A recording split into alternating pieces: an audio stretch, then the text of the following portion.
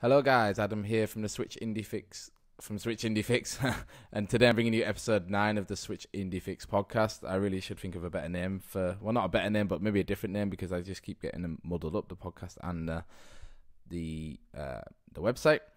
Today I'm doing something very special for those of you that are listening. I'm actually recording live on Instagram, so if you all have Instagram, which I all know you all do, please head over to Instagram.com and look for Switch Indie Fix. Follow me there.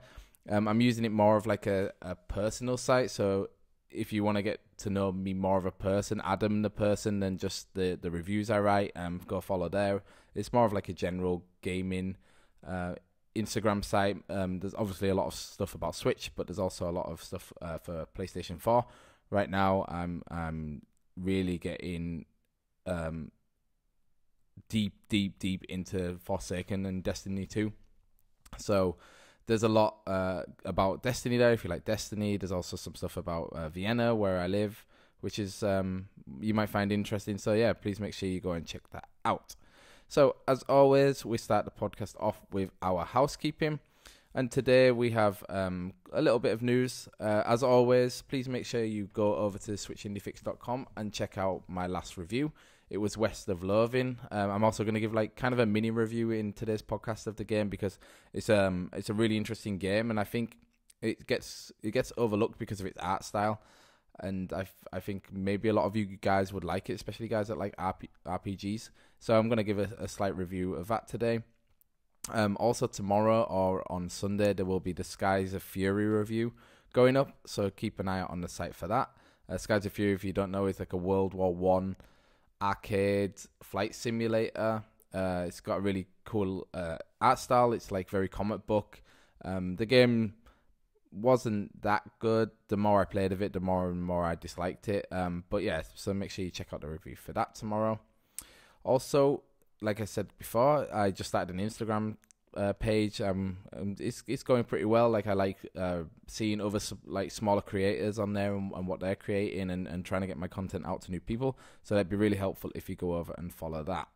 But the big news this week is that next Saturday, a week on Saturday, the 22nd of September, I'll be playing some multiplayer games with the community. So I'm hoping I'm playing some Fortnite and some Paladins because everyone has access to them because they're free on the Switch. Plus, there'll be classics like Splatoon 2, which maybe the YouTube can't see, but I think Instagram can see Splatoon behind me if I move really far out the way. Yeah, some Splatoon 2, some Mario Kart, and of course I'm open for suggestions. So if you guys have any suggestions of multiplayer games you'd like to play, maybe some Overcooked or Rocket League or whatever you want, just let me know. As always, the community nights will be over on Discord because it's where we all meet to chat. Right now the servers dying down a little bit, but it's very cool. The people that are on there seem to be in there a lot, and there's some very interesting conversations that happen on a day-to-day basis. So if you are a fan of the Nintendo Switch, which I hope you are if you're listening to this podcast, go over to the Discord to come and say hello. We're all friendly. No one's going to bite your head off for saying hello. The only thing I will say is that because it's on the 22nd of September, you will need the new Nintendo Switch Online pass to play these multiplayer games, which is a little bit annoying because I know, before we were all able to play them for free, and now you have to pay $20 a year to be able to access online games. So just bear that in mind. If you aren't getting the Switch Online pass or subscription, then you won't be able to play them. So yeah, it kind of sucks because the new online starts on Thursday. If I timed it out better, maybe I could have done it before the new online comes out, but it's the only weekend I really have free. And also kind of going into the news a little bit, I want to, if any of you guys are Warframe players and you know a lot about Warframe, please hit me up on social media somewhere.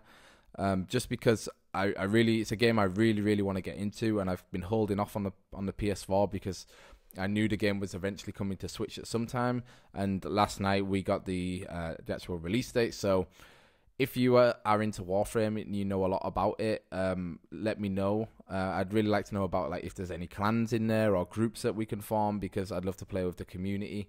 I know Age of Boredom, he plays quite a lot, so it's it would be something cool. I think we could all do, and it's another free game that we can all play together.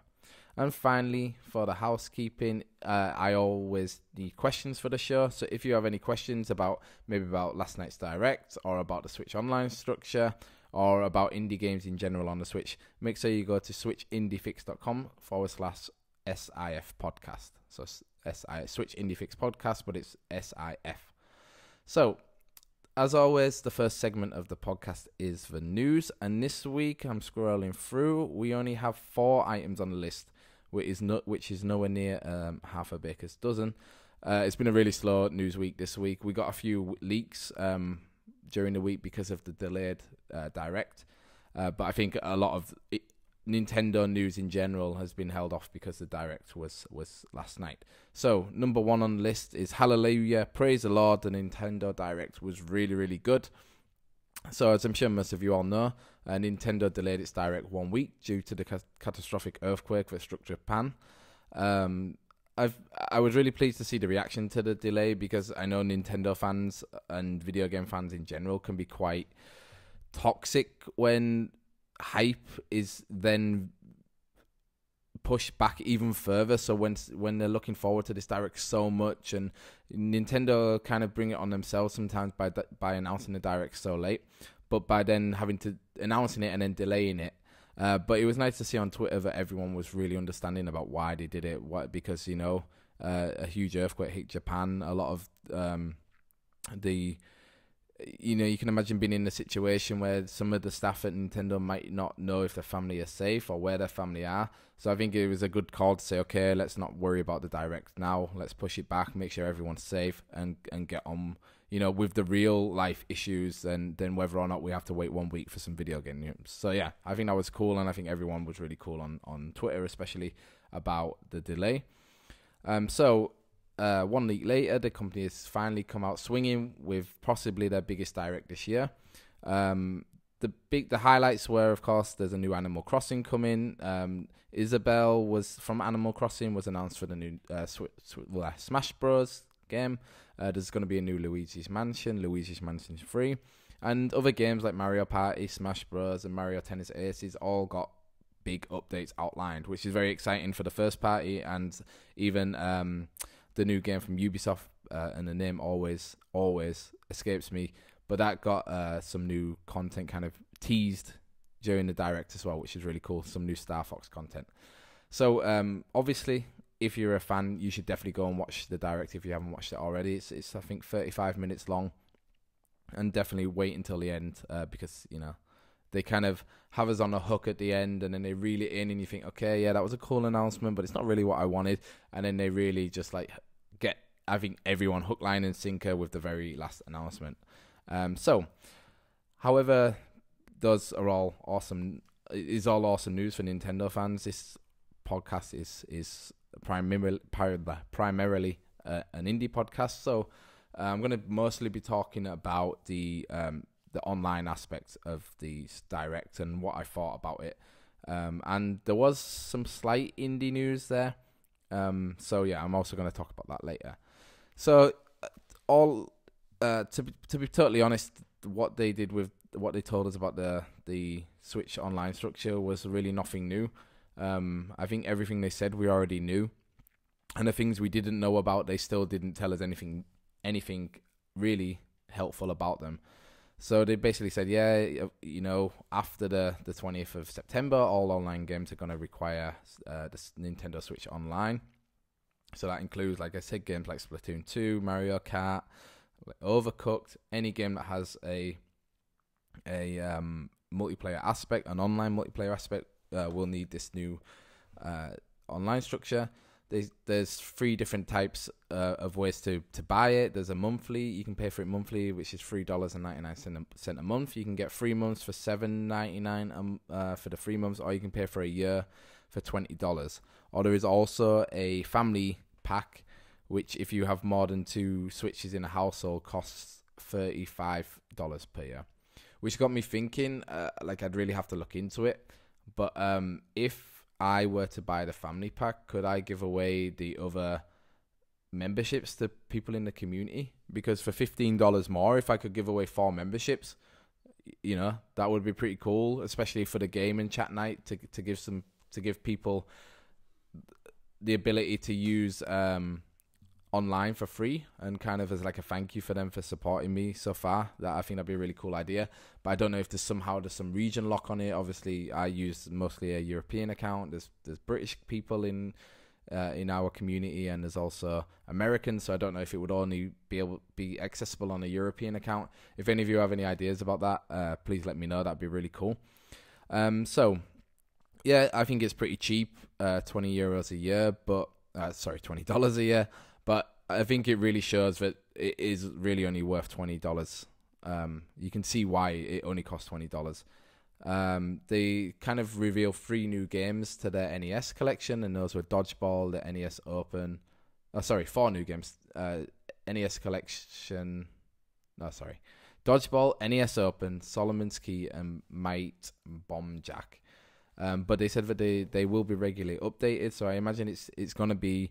It kind of points to almost like an Xbox Games Pass, where it's curated every month. New games are added, new games are taken away. Very much a Netflix style of subscription. So we'll see what games are added. I really, really haven't played any real NES games. Like I was as a young kid, I was a Sega. I had Sega consoles and then went on to PlayStation. So I'm kind of excited to be able to go back and play the OG Mario games and the Zelda games. And I'm quite happy to pay $20 a year for it. Also, they announced for these NES collections or classic games that there's going to be 2 new wireless NES controllers.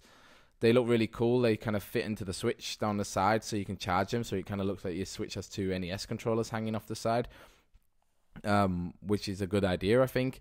But they seem relatively expensive for what they are. I think they were $60 for the 2 of them, and I'm sure you can get as good a wireless controllers from 8-bit though for a similar price. So for me, I'm not really that involved in, like I said, in the NES. That I would need an NES controller. Plus, with this new Hori joystick coming out with the D-pad, I think I'm definitely gonna pick up that when it comes out. So yeah, and I think the most disappointing thing about what they said or what they didn't say was that they didn't really outline what the new 6.0 update was going to be. I really hoped that they would show maybe some new UI, or they'd finally add folders, or they just made it the use of the Switch easier and just make it a bit more appealing to be on the homepage and to be, okay, I want to look at my games, or I want to look at the games that I'm currently playing, instead of, okay, I have to scroll to the end, click view all games, and then I get this huge list of games that I see, and some of them you can't tell if they're archived, some of them you can't tell even where they are. So I really, really would like that. I'd like to have some have the ability to put a background image on and customize it a little bit. So I was a little bit disappointed that there was no real update to what the 6.0 update is going to be, only that it's going to be, it's got to do with the Nintendo Switch Online structure. And the another annoying thing was that they basically told us, oh yeah, we are going to have some special offers for people that have the Nintendo Switch Online. But they said they were going to tell us at a closer date to the release, or not to the release, but they were going to tell us at a different date. And I kind of feel like 1 week out from the release, how much closer can they get to telling us? And I really hope the special offers are kind of like the PS Plus ones or the Xbox Gold ones, that we save money on Nintendo games, and that it's not just here's a free wallpaper for 50 gold coins. Like, I really hope we get a little bit back on our games. So yeah, so overall, I was disappointed by what they said. That's really all I was watching the direct for, and that's really all I expected them to talk about. I was quite surprised how many games they showed and how little time they dedicated to the Switch Online section. But it's only a week away, and as much as I complain about it, I'm still gonna get it. I still need it, so it'll be interesting to see how it all works, and that we still have to use the app, which is annoying, but I feel like no one uses the app anyway because everyone would just use Discord. So yeah, it's going to be an interesting couple of weeks as we all kind of, the growing pains show, I think, of Nintendo Switches online, and people going from playing free for months and months and months to having to pay for it. We'll see what happens. So number 2 was, like I said, pretty much the only indie news to come out of the Direct. Was that City Skylines Nintendo Switch Edition was announced and is actually out now. They said it was out now in the Direct, which is really awesome. I played City Skylines like a few years back on PC, and it's by far the best city builder game I've ever played. Very detailed, and the Nintendo Switch Edition has the 2 DLC packs, After Dark, which had like a nighttime mode, and Snowfall, which obviously makes a winter mode. If you're a Sim City fan or any kind of city builder fan, you should definitely get City Skylines. I've also heard that they ported it really well to the PlayStation 4 and the Xbox, and they made the controllers very accessible as well to use. You know, you think city builders, you need a mouse and a keyboard, but they apparently did a really good job of porting the controllers too. So it's out right now on the EU eShop for €39.99. I think the game's definitely worth it. It's maybe a bit pricey, especially for I guess I'd call it an indie game. It's developed or published by Paradox Interactive, which I guess are one of these like middle tier publishers. But yeah, it's definitely cool that it's on the Switch. Any top quality game coming to the Switch is a bonus for all of us, which is nice. News point number 3 is, as always, Nicholas gets a call out or a shout out on the news. They are publishing a game called Done Greed on the Nintendo Switch. So this comes from Nintendo Life's Liam Doolan. The game is developed by Team Hurry in Seoul, South Korea, and Done Greed is a 2D side-scrolling action game where players take on the role of an adventurer who must explore an involving dungeon to prevent the local town from being destroyed. According to the developers, and why it kind of grabbed my attention, was that it's infinitely replayable. Also, it caught my attention because the art style looked really cool, very bright pixel art. It has a feel of Rogue Legacy, which is cool. So yeah, I just thought I'd put it in because it's always nice to see Nicholas bring in unusual games from Japan or from, in this case, Korea, over to Western audiences. So it's a game to look out for, definitely on the Switch. And the final news story this week is number 4, is that Moonlighter gets a release window. So I'm pretty sure I talked about this on a previous show, that the developer said that the Moonlighter was coming to Switch this year, and they said latest it will be end of September. So now they've given us an update and said that the kind of shopkeeper dungeoneering game will actually be coming to the Switch in November. They haven't given us a hard release date, but just the month. Yeah, it's a little bit disappointing that we have to wait for the game, but of course it just means that they must be polishing it up and making sure that the port is a good one over to the Switch, and that stuff isn't rushed. It's also cool because I see that they are adding a lot of content to the game on PlayStation and Xbox and on PC. So I hope that we get the full experience when it comes to Switch, maybe like, you know, a deluxe edition or something. But the game, if you don't know what it is, it's basically kind of like the old school Zeldas, where you have like Binding of Isaac, where you have like a room-to-room dungeon that you have to go in. But the kind of the loop of the game is that when you kill enemies, they drop items. You collect the items in your backpack, and you have to you have like an inventory management system. You have to sort the items out, fit them all into your backpack, and then you leave the dungeon, and then the next day you own a shop, and you have to sell those items in the shop. And the cool part of the game is that you have no idea what the items are worth, so you basically have to look at the interest of your customers, and you see if they're happy. If they're really happy, it means that you're charging that your items are too cheap. If they're really angry, it means that the items are too expensive. So you have to find that middle ground, and it's all about experimenting and then upgrading your shop and upgrading your town, so that then you can put more items out for sale, make more money, get better armor. It looks like a really cool game, and I'm kind of happy it's pushed back to November, because there are so many games out right now that are not just indie but AAA games that take a lot of time out of me. That I think in November, just before Christmas, It'll be a quieter period to play, and I can really spend a lot of time playing the game, which is very, very exciting. So, guys, like I said, we had a very short news segment this week. Let me know what your thoughts were on the direct.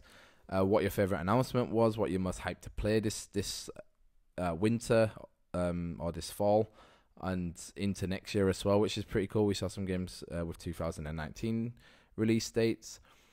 And as always, the second section of our podcast is the conversational portion. So like I said, I'm going to talk about a little bit about West of Loathing. I'm going to talk about Paladins, and I'm also going to talk about my early impressions of Hyper Light Drifter. So the first game, as I said, was West of Loathing. If you already read the review, I guess you can kind of skip ahead in the podcast because I imagine you already know what I'm going to say.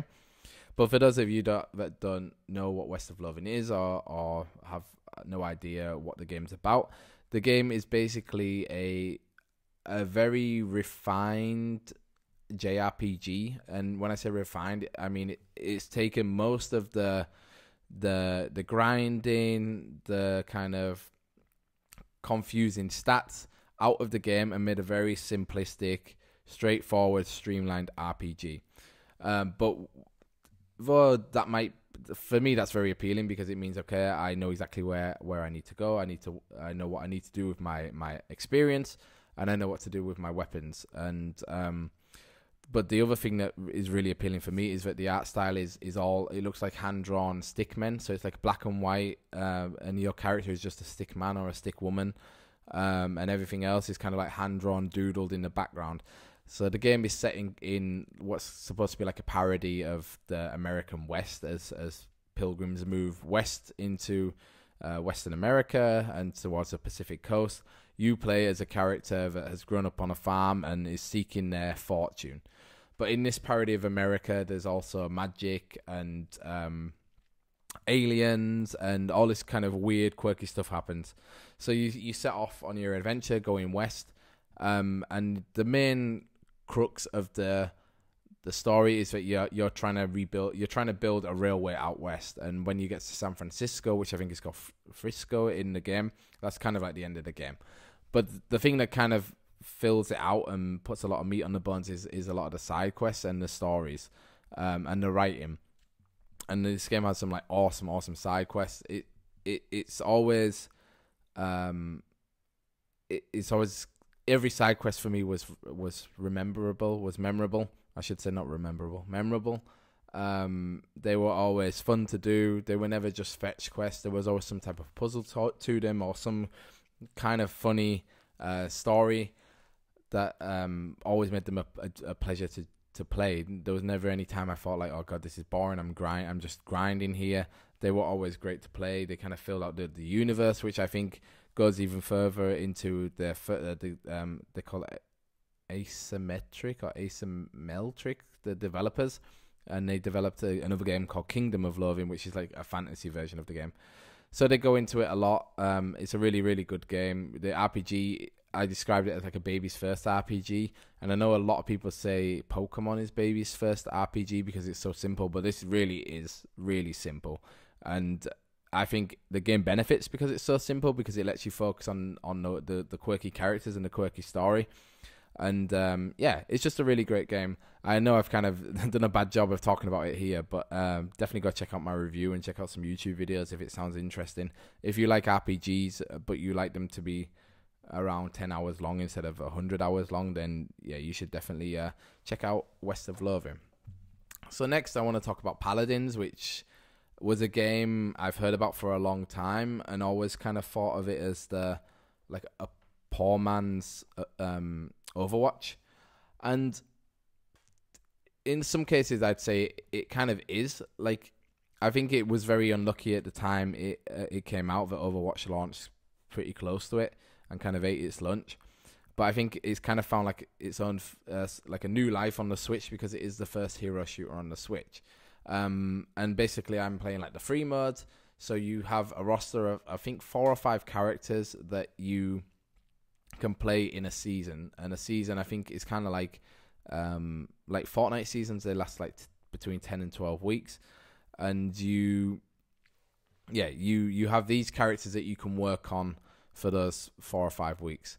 So I have like and I'm really sorry I can't remember the names, but I have the woman who has an eagle, and I think she's a flanking class. I have the kind of like mech with the goblin, which is like a frontline class. I have the orc healer.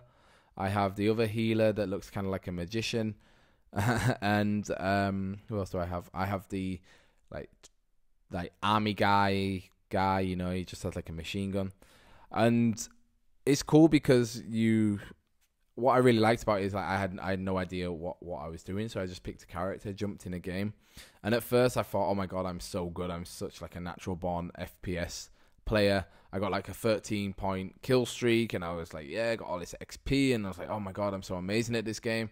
But then did a bit of reading into how the game actually works, and found out that until you're level 5, you play against bots. So that explains why I got like a 13 kill streak. But yeah, it got in. The games are short. They have 3 games modes. There's like a zone capture area, where there's a zone in the middle of the map, and everyone has to rush to it, and one team holds it longer than the other until they get to a certain number, and then that team wins. There's also like an escort mode where you basically rush to a zone again, spawn a cart, but then you have to push into the enemy team's base, and once you get it into the base,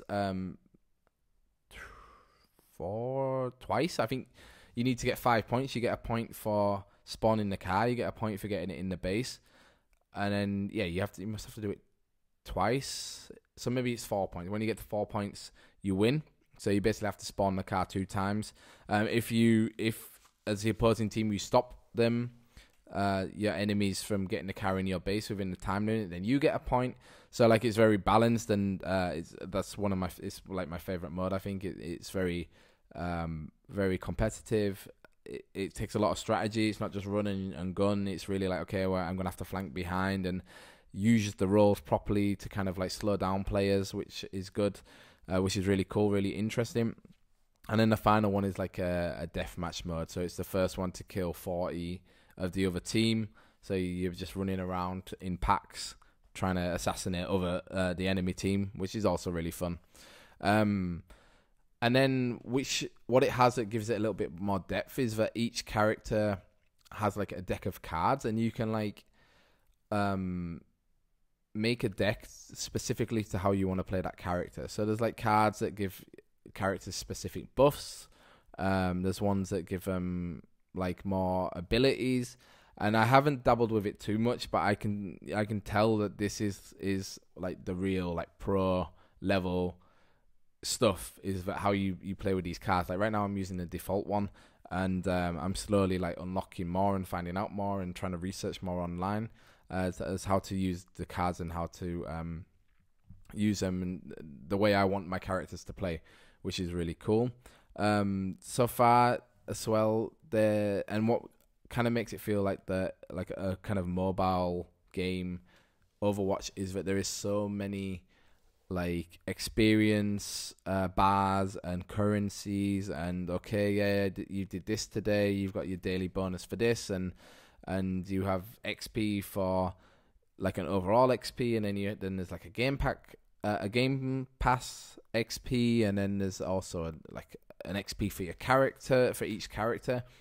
And when you first get on, it's totally overwhelming to see all these bars come up, and they slowly all fill up, and you're like, well, I don't even know what any of these bars mean. The battle pass is cool. It gets you some free stuff. If you want to pay, you can get even more stuff from completing quests and leveling up your battle pass. So far, I felt like the game is quite good at rewarding you with gold, which you can then go and use to buy other characters to play with in the game. So like my 5 characters that I'm playing with right now, they all cost like the least amount of gold. I think it's 15,000 per character to unlock them forever, and you get to keep them forever. And the most expensive one I've seen so far is 60,000. So I saved up my gold and bought the 60,000 guy, so now I have him unlocked forever. So even when the seasons change, I still get to play as this guy, even though I haven't played with him yet. But it's cool. Like I feel like it doesn't feel like too much of a grind to do it, because I think the game feels so rewarding. And right now they have this special mode. It's called like Dragon Ball, which is kind of like a mix of basketball and like a first person shooter with basketball in it, which is really cool. So yeah, I feel like they're doing a really good job of it being a free to play game with microtransactions, but also being fair with rewarding you for playing the game and letting you unlock characters, which is really cool. And of course you can go and buy them, but whenever you go into the shop, it is just like a cluster of skins, horse packs, loot crates, like you name it, any cliche microtransaction system or mechanic is in this store. So I would just say just avoid the store, because it is just I just moved my Instagram camera. It is just a mess, and they really need to like focus in on what their money making philosophy is, and just go with it. If it's just a battle pass, just be like Fortnite and be like, okay, this is the battle pass. You should, if you want to enjoy Fortnite to the most, you should get the battle pass, and then maybe just do it like Fortnite again. Just be like, okay, this is the daily skin for this character. If you want to buy a certain skin for this character, and then just have it roll back, because right now there is so much, and it's so confusing, and it's almost off-putting to the point where you're like, God, I want to play this game and I want to try and get as much out of it as I can, but there's no way that I'm going to be able to get all of this content out of it from just playing it, which is a little disappointing. But like I say, I think it's a really fun game. I think it's going to be a really cool game for the gaming chat night, which again is on September 22nd. And I'm really liking it. It's like an itch to get back to it. I really enjoy it right now. And the final game I want to talk about, guys, is Hyper Light Drifter. I'm sure all of you indie fans already know what Hyper Light Drifter is. This is actually my first time I've ever played it, because it's been out so long that it was always one of those games where it's always felt like it's been old, like it's an old indie game, because it was one of the first big ones. So it's always been on like the back of my list to play, and then when I heard it was coming to Switch, I was like, oh, perfect! So like the perfect opportunity to play it. And I think the best way to describe it is like it's like a mix of old school Zelda games with like some Dark Souls aspects to it. But what I think is very unique about it is that the game really, really gives you like no hints, there's no text in the game. It's all the whole story is told through imagery. Even like when you go to traders or characters that upgrade the drifter, even they speak to you in images. So it's really hard at first to kind of understand what is going on and why you're here, and I still have no idea really what the story is. Like, I get the context that there was these giants and now there's no giants, but I don't understand what the drifter's role in that was, or really anything. But it is like such like a game where when you play it, it's so enveloping that you just totally focus on the game. And I think that's a lot to do with the combat, because the combat is very hard and it takes a lot of focus. And I finally now started being able to upgrade my character, and you can see that when you upgrade, you feel more powerful, and you feel like, okay, now I'm starting to come to grips with how the combat works. So yeah, that's very focusing. The next one is like the exploration, because again, there's no hand holding. There's like quite a large map, and if you're lucky, you find someone who gives you like a tip, and he's like, okay, you need to go to these points on the map. But when you get there, you have really no idea what you're supposed to do when you're there. So it's really like I'm just like bumping my character into the walls and just looking for secrets and looking for entrances, because there's always like an obvious path where you go, but it's not always obvious what you need to do there. So yeah, it's really like I'm just looking for every secret, every upgrade item I can find, every health box. It's like really a game that I think you just focus on, and it kind of like reminds me of Hollow Knight, is that I feel like it's a game that you just have to play that game for hours and hours and hours until you beat it. Which for me is always hard, because I play so many, and I have to play so many games for the podcast and for the website. It's like hard to focus on it. But Hyper Light Drifter is really like the game I play before I go to bed. It's like, okay, I might take like an hour. I'm just going to play an hour of it. There are points where you hit a wall and it's really like scratching your head. What am I supposed to do? Like there's like one part which is like in the very first area. Because the idea, it's kind of like a Zelda game. You have to collect shards, and you need 4 of them to like unlock a door. But like in each area, there's 8, and 4 are like pointed out to you as like, okay, this is where you need to go to find them, and the other 4 are like hidden. So like I had no idea that they even existed until I was looking for this one of the easy ones. It's basically you go down into some steps. It's a dark room, and there's like you hear like a noise banging against the wall. And then there is like 2 bricks with purple writing on them, and that's pretty much all that's in the room. And somehow you're supposed to get into the dungeon, or there's a switch somewhere that you press that lowers the bricks, but I just can't find it. So I was like literally felt like I was banging my head off a wall because I didn't know what to do. But then I thought, okay, well, there's 4 directions you can go: north, south, east, or west. So I decided to go east and went east instead. And then there, like, I found like the first 3 shards really easily. So I feel like there are parts where you feel stuck, but there's always like a chance to progress, and it always makes me feel, even though I'm playing like an hour a day, I'm like, okay, today I did this, and I've got this upgrade, or I found this many like upgrade golden squares, or I found this many shards today. Like it always makes you feel like, okay, I'm getting closer, I'm getting better at the game, my skills are better, I'm not dying so much. So it's a really, really good game. I'm really liking it. Like, it does get frustrating sometimes, where sometimes I feel like I just want to snap my Switch over my knee. But, you know, that's just how it is. But yeah, it's definitely a game worth checking out if you like difficult games. The art style is gorgeous. It's like, it reminds me of like Blade Runner. Like, there's like these strong neon colors with like this techno kind of beaty background music. Really cool direction. So it's definitely a game I suggest so far. I've probably played about 4 hours of it, so I'm not that far into it, but I really like it.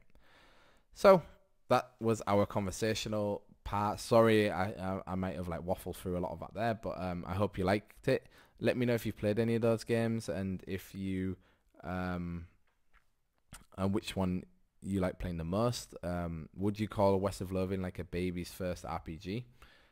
Is Paladins a poor man's Overwatch? And is Hyper Light Drifter so frustrating that you could snap your Switch over your knee? I think they're quite controversial things I just said there, so I'm sure some people will have some strong opinions on them. So the final section for today's podcast is, as always, the question section. So today's question comes from Kool-Aid. Again, I've shouted him out so many times. Go over to r/NintenTube. There's some really great content creators over there, and it's run by Kool-Aid Moonwalk. So go say hello to him and tell him I sent you there if you do go. And his question is, what is your favorite Metroidvania indie game on the Nintendo Switch? Do you like it because it is very similar to what Metroid is, or because it created a unique experience for you? So, in all honesty, like I said, I wasn't really a Nintendo kid. So I never played any of the original Metroid or Super Metroids, and that's like one of the reasons I'm kind of looking forward to the Switch Online to get to play those classic games. But when I was thinking about this question, actually the 2 big Metroidvania games that stand out are actually both what I've played on the Switch. And the first one is Shantae Half Genie Hero, which is like, you might kind of scoff at it because of its kind of cartoony anime look, but the Metroidvania style of it, of how they do it, I think is very clever. It's basically Shantae gets these dances that turn her into different animals, and these different animals let her access different parts of the map. And it's very simple, like, okay, you know, there's a huge rock in the way. She needs the elephant dance to smash the rock. And it's usually they just you find better at like an upgrade or a half a heart. But I think it was done so well and so seamlessly that it made me just want to find everything in the game. And I think that's what a good Metroidvania does. Like, it kind of foreshadows, okay, there's a ledge here that you can't get to yet. Okay, I know I need to come back and get that later when I have this perk or this skill. And with Shantae, it was always like, oh, okay, now I can smash a rock. I remember exactly where I need to go to smash all these rocks that I've seen. or there's like oh yeah, like there's an ability to swim. It's like, okay, now I can remember every single level that I need to go back to swim and find all the secrets. So that's definitely probably my most beloved Metroid game. It's actually probably one of the only games too that I've played twice. And usually I don't have time to play games twice, but yeah, Shantae on the Switch is a great Metroidvania. Shantae Half Genie Hero. If you haven't played it, you should check it out. And the second game, I have totally forgotten what it is, but some other big games that I can shout out are like Hollow Knight. I'm nowhere near finishing it, but the first 4 hours, the first 4 or 5 hours I played were really good and really intense. If you like Metroidvanias with like a very steep, like a less of a focus on platforming, but a focus on combat, then you should definitely check out Hollow Knight. There's also Axiom Verge, which I played back on the PS Vita, and it's one of those games where I know it's not really for me, but I can understand why it's such a good game. So if you're a Metroidvania fan, you should definitely check that out. And it's really annoying me now that I've forgotten what the other one was, because I was thinking about this question for quite a while. But yeah, so let's just say my favorite is Shantae Half Genie Hero. So question 2 comes from Mario's brother. Again, Mario's brother. Thanks for the question, whoever you are. And it says, with Polygon taking away numbers in their reviews, I wanted to ask you what your stance on review scores are. So any of you that have read any of my reviews will see that they always have a number on them, a number and a word. And I try to give the scale of, okay, you know, it has a number because I personally think numbers are, I like giving numbers because it gives someone a glance, a kind of idea of how you feel about a game. So I think there's sometimes where, you know, there might be a game someone's not heard of, or like I write about, like kind of like a niche market. I write about indie games on the Switch that many people might not have heard of. So they go to my website and they see, I don't know, West of Loathing, and they think, well, I'm not going to read that review because I've never heard of that game and I've never heard of the developer, so it doesn't really interest me. But then maybe they see, okay, West of Loathing with an 8 on it and the rating great, and they think, okay, well, this has got quite a good score, and I like Adam's other reviews of games that I do know, so maybe it encourages them to read the review and look into it and think, yeah, okay, so I've read through it, I've weighed up like Adam's opinions on what was good, what was bad, and I'm looking forward to seeing the game and trying it for myself. Like that's kind of the stance I take on with my website. That it's a good way to get people into your reviews and get clicks, which is what, you know, for me is not important, but it's kind of the idea of the website. You want people to reach your content organically. But then on the other side, I can also see that people search for, so someone's searching for a West of Loathing review. They type in West of Loathing review on Switch, and I pop up. Then they just open my website and they just see West of Loathing with 8, and they're like, okay, it got an 8 out of 10.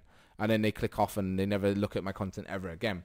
I can also see that point from a reviewer standpoint of like, well, you want people to read your content. You want them to really take in, hopefully, what you say and enjoy it. And there are some people that they go into IGN, scroll all the way to the bottom, see the review score, and think, okay, I'm going to buy the game because it got a 9, or I'm not going to buy the game because it got a 4, which is also frustrating. There's also the aspect of like, how can you put a number on someone's like work what they've dedicated their lives to for the last like 3 to 4 years, and you give it like a number out of 10, and you say, okay, yeah, it's a 4 out of 10. So then that kind of affects how, well, not really if I give it a 4 out of 10, but if IGN gives a game 4 out of 10, then that's pretty much the game doomed. Like, to any casual video game buyer who might see it on a store, a PlayStation store or a Nintendo Switch store, see it and think it's interesting, then they go to IGN and see it gets a 4 out of 10, and no one's going to buy that game. And I think, like, again, a good reviewer should say in their review, okay, this is why it got a 4. But if people don't read the review and they just see the 4 out of 10, then they're just going to think, oh, well, this is a bad game and it's not worth my money. So what I've thought about and what I'm trying to do now with my reviews is give a number and also answer the question, like, should I buy this review? Should I buy this game? And I'll never give like, yes, you should buy it, or no, you shouldn't, but I'll always try and say, okay, well, if you like this, and this, then you should buy the game. But if you don't like this, and this, then this game probably isn't for you.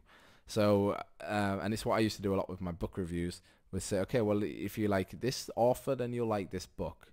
Or if you like this, I don't know, this trilogy, then you're probably going to like this book as well. And that's what I'm going to try and do more with games. And as my library of games grows on my, and reviews grows on my website, I'll be able to say, oh, okay, well, if you like this game and be able to put like a link in, then you'll probably like this one.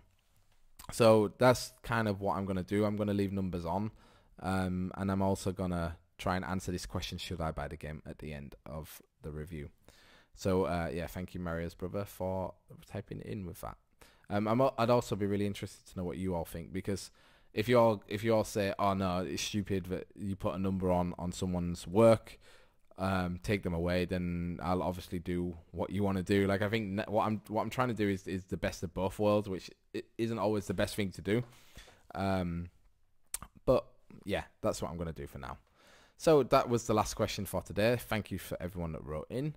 And we're going to wrap up the show there. So thank you for the people, especially on Instagram, if anyone is still there. I can't see a number, so it probably means no. But this was kind of like an experiment to see how easy it was to work, and I think it's gone pretty well. So every time I do a podcast, I'm definitely going to go live on Instagram. For those of you that have Instagram, please go over to Switch Indie Fix and just follow me. If you want to watch live, or you want to see some of my more private life, nothing too private, but yeah, some nice photographs, please make sure you guys check out Instagram. Also, remember the gaming chat night is on the September the 22nd. Head over to switchindiefix.com/Discord to join the Discord.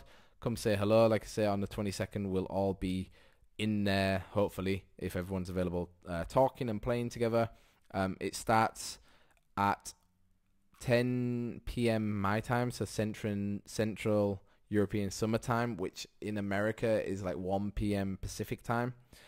And I plan on going in late into the night for me, so I'll be on for a few hours. So if you can't be there at exactly 10 p.m. my time, then don't worry, I'll be around for the next couple of hours playing something. Even if no one turns up, if you just hit me a message on Discord that you want to play, I'll be more than happy to jump on with any of you guys. So yeah, so make sure you head over to Discord.